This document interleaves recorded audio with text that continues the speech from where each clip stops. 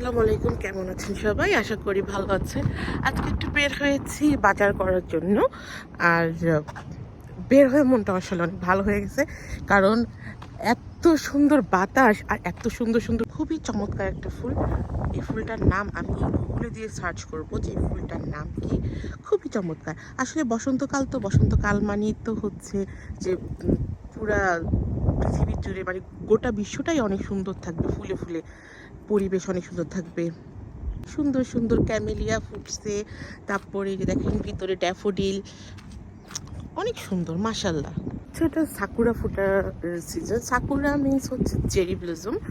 এই সময়টাতে ফুটে, মানে শীত শেষে বসন্ত শুরু শুরু দিকে এটা এই ফুলটা ফুটে। সামনে একটা সাকুরা গাছ আছে, যে গাছটা কিনা হচ্ছে দুইটা সাকুরা কালার কম্বাইন্ড একসাথে হচ্ছে। আপনাদেরকে দেখাতে দেখেন কি সুন্দর, একটা গাছের মধ্যে একটা একটা ফুল হচ্ছে ডিপ গোলাপি ম্যাজেন্টা, আর একটা একদম লাইট পিঙ্ক।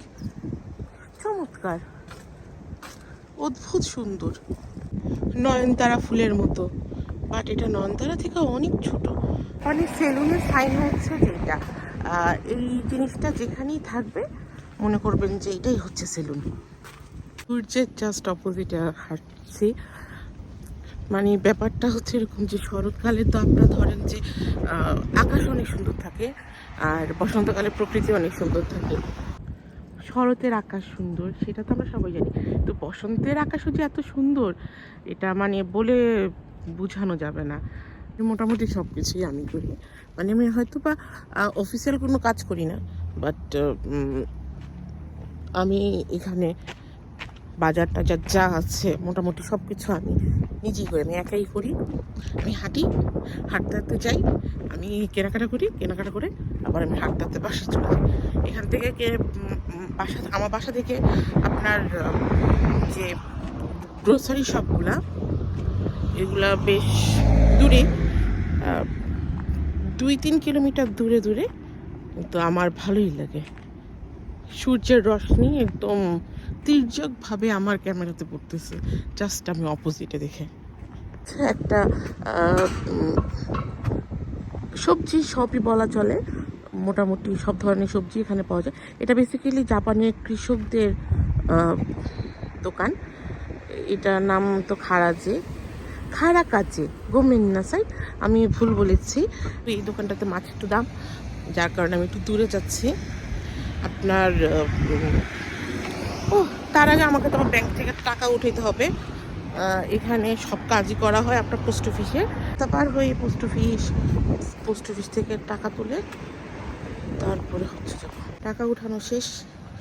টাকা উঠায় এখন যাচ্ছে হচ্ছে গ্রোসারি শপে, দেখা যাক কী কী কিনতে পারি, কী কী আছে, কী কী কেনা যায় দেখা যাক। এখানে একটা বুড়ির দোকান আছে, বুড়ির দোকানে অনেক সস্তায় সস্তায় জিনিস পাওয়া যায়। দেখি আজকে যাইতে পারি কিনা। এটা বেশ ভালোই দূর এখান থেকে, দেখা যাক। আগে মাছ কিনে নিই। তোমার তো দোকানের নামটা আমার অনেক পছন্দ, নামটা খুব ইন্টারেস্টিং লাগে, কিন্তু কিচ্ছু খাওয়া যায় না এখানে, কোনো কিছু হালাল নেই। তো এখান থেকে কোনো কিছু আমরা কিনে খাই নাই, যেহেতু হালাল নেই কিনে খাওয়া তো প্রশ্নই আসে নাই।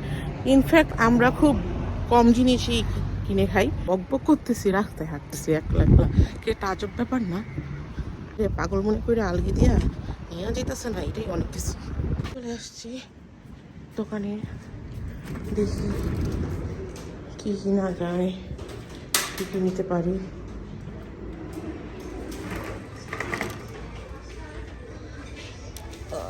বাস্কেট, আমার নাকের ড্রপ শেষ, তাই নাকের ড্রপ নিয়ে এলাম। একটু কম দামেও দিতেছে না, এই দামই তো ছিল, এই দামেই কিনি, ভুলে গেছি। আমার পুচকুলো আঙ্গুর অনেক পছন্দ করে, নিয়ে নিব নাকি একটু আঙ্গুরের জন্য, আঙ্গুর নিয়ে নিই। অল্প কিছুক্ষণ এখন আমি ইনভয়েস দিচ্ছি। যতক্ষণ শপে ছিলাম আসলে পারমিশন নেওয়া হয়নি, তো যার কারণে বকবকও করতে পারছিলাম না, ভিডিও করিনি তেমন একটা। জাস্ট যতক্ষণ মাছের সাইডে ছিলাম ততক্ষণই আমি ভিডিও করেছি, এরপরে আর আমি কোনো ভিডিও করতে পারিনি বা করি নাই। বাজার শেষ, যে কারণে বেশি মানে এইখানে যে কারণে বেসিক্যালি আসা, আপনার স্যালমন ফিশটা এখানে খুব সুন্দর সুন্দর পিস পিস করে পাওয়া যেত এতদিন। আজকে এসে দেখে একটা প্যাকেটও নাই। মানে মেজাজটা এত খারাপ হয়েছে দেখে যে একটা মানুষ বাসায় আসবে, আমি নিয়ত করে রাখছি এটা দিব, মেজাজটাই খারাপ হয়ে গেছে। তারপর হাবিজাবি অনেক কতগুলো মাছ কিনছি। হাবিজাবি বলতে মানে এখানে যা যা জাপানিজ মাছ পাওয়া যায় আর কি, ওগুলো কিনছি। হাঁটতে হাঁটতে মানে রাস্তায় কথা বলতে বলতে বা হাঁটতে হাঁটতে মানে এটাই মনে হয় আমার প্রথম ব্লগ, এই জন্য খুব আনইজি বলতে খুব লজ্জা লাগছে। হয়তো আস্তে আস্তে কথা বলতে বলতে ক্যামেরার সামনে থাকতে থাকতে একটা সময় অভ্যাস হয়ে যাবে, কিন্তু এবার খুবই আনইজি লাগছে। ভিতরে শপিং মলে কথা বলতেছি, ওদের কাছে ব্যাপারটা খুবই অপ্রস্তুত একটা ব্যাপার। মানে ওরা কেমন বিব্রত বোধ করতেছে, আমার কাছে মনে হচ্ছিল যে এটা ঠিক হচ্ছে না। কারো কাছ থেকে পারমিশন নেওয়া হয় নাই, তো যার কারণে আমি আর ভিতরে ভিডিও করি নাই। মানে যেহেতু কথা বলতেছি ভিডিও করতেছি, তো এই কারণে আমি আর ভিডিও করা হয়নি। যাওয়ার সময় ছিল মৃদু মৃদু বাতাস, এখন করছে এত বাতাস হচ্ছে কারো এখানে যে কি বাতাস বইতে পারে এক উপরওয়ালা জানে। যত না শীত, এই বাতাসের যন্ত্রণায় তার থেকে 3 গুণ শীত এখানে। আর যাওয়ার সময় ছিল সূর্যটা অপোজিট দিকে, আসার সময় সূর্যটা অপোজিটে। ভাবছিলাম একটু খারাপ যেতে যাবো, পরে ভাবলাম না, লেট হয়ে যাবে। পাশে গিয়ে আমার একটু কাজ আছে, এগুলো আগায় রাখতে হবে আঁকি দেশের আগে আগে। আজকে আমি আমার পুচকুলোর জন্য তেমন কিছু রেডি করি নাই। ওই স্কুল থেকে এসে কী খাবে, গিয়ে দেখি একটু ফল টল কাটি। আল্লাহ মাশাআল্লাহ, এটা কি ফুল? বাইরে খেয়াল করিনি, এটা তো একটা কবর। মানে আমার শিক্ষা হয় না। চমৎকার চমৎকার ফুল, মাশাআল্লাহ, খুব সুন্দর। মানে ফুলের কালারটা সাদা আর নীল মিশালে যেমন, ঠিক তেমন হচ্ছে এটার কালার। আর এটা হচ্ছে হালকা বেগুনি, সুন্দর, অনেক সুন্দর ফুল। এই ফুলটাও সুন্দর, এটা রাস্তায়, মাশাআল্লাহ। বসন্তকালটা আমার এই জন্যই এত ভালো লাগে। আমরা যেহেতু মুসলমান, আমরা তো বিশ্বাস করি জিন জাতি নিয়ে। তো আমার বাসার মাঝে কয়েকদিন খুবই ঝামেলা ছিল, যার কারণে আমরা বাসাও চেঞ্জ করে ফেলেছি। আর হচ্ছে মানে কবরটা দেখে এটা মনে হলো যে তারপর আমার শিক্ষা হয় না। যদিও আমি সত্যি কথা বলতে আমি শীতকাল অনেক পছন্দ করি, আমি গরমকাল একদম পছন্দ করি না। I hate summer. জাপানে যে কি পরিমাণ গরম পড়ে 3টা মাস, মানে আগস্ট, জুন, জুলাই, আগস্ট, এই 3 মাস কি ভয়ঙ্কর রকমের যে গরম পড়ে, আল্লাহ আল্লাহ, এটা ভাষায় প্রকাশ করা যাবে না। মনে হয় কি যে আপনি যদি কোনো কিছু গ্রিল করতে চান, যে গ্রিলের মানে কোনো ধরেন যে চিকেন টিকেন গ্রিল করতে চান, ডিম পোচ করতে চান, আমার মনে হয় যে ঢুকায়া শিকের মধ্যে ঢুকায়ে বাইরে রেখে দিলেই হবে। মানে আপনারা কষ্ট করে ওভেন বা গ্রিলারে গ্রিল করতে হবে না, এত পরিমাণে গরম থাকে। আর একটা জিনিস, বাতাসের অনেক শব্দ এখানে। এবার গরমটা অনেক লেটে গেছে, শীত আসছে অনেক লেটে, আপনার গরমটাও পড়তেছে অনেক লেটে। এখানে গত বছর এমন এমন গরম পড়ছে, আমি একদিন প্রায় হিট স্ট্রোক মনে হয় করে ফেলবো ভাব, অলমোস্ট ওরকম পর্যায়ে চলে গেছিলাম। একটা জাপানিজ দৌড়ায় এসে বলতেছে কি, আমি কি তোর জন্য অ্যাম্বুলেন্স কল করবো?